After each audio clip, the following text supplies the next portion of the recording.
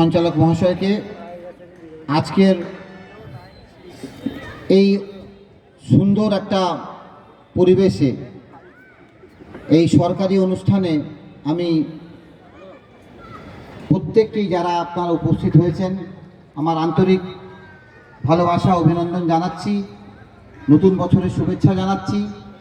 এখানে আমাদের মাননীয় বিডিও সাহেব এসছেন, ওনার অত্যন্ত জরুরি কাজ আছে, তাও আজকে যেহেতু মুখ্যমন্ত্রীর এই অনুষ্ঠান তাই ওনাকে আমি ধন্যবাদ জানাচ্ছি আমাদের পঞ্চায়েত সমিতির সভাপতিকে।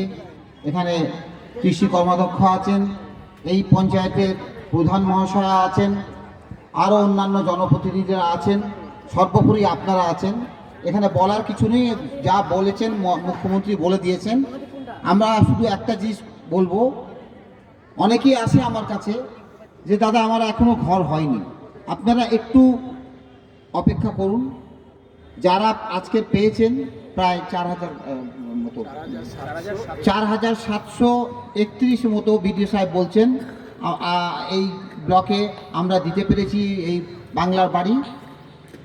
আমার মনে হয় যে যদি এই হিসেবে এটা দ্বিতীয় ফেজ, এই ফেজে যদি পরেও আরও থাকে, আরও আমাদের মাননীয় মুখ্যমন্ত্রী আমাদের সরকার দেবে, আপনারা নিশ্চিন্ত থাকুন।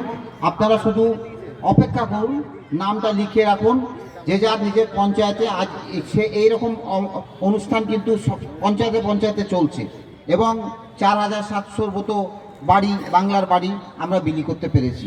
আগামী দিনেও আমরা আপনাদের পাশে থাকবো, আমাদের সরকার আপনাদের পাশে থাকবে। এই একটা কথা আমি শুধু বলতে চাই যে আমাদের এই বিডিও অফিসের যে কর্মচারীরা